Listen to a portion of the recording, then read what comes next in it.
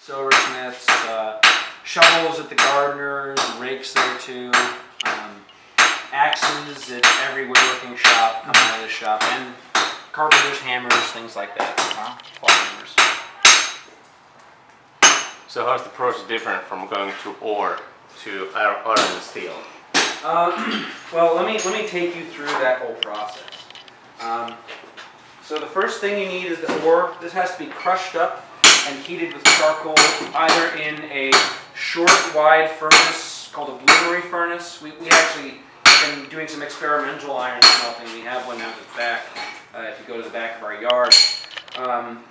So it's about this high, this wide, look at this.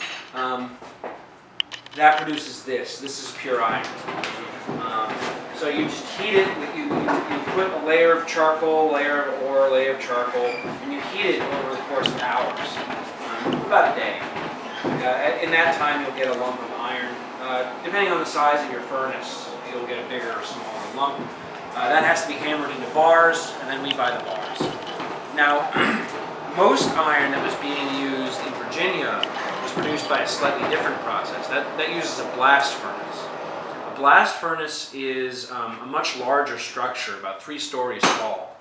Let me show you, just to make things a little easier on both of us.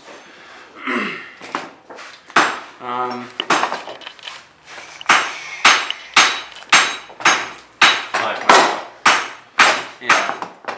So this is an 18th century print from Diderot. But yeah, you can see how large this structure is. Now, they pour the iron. Oh, that's interesting.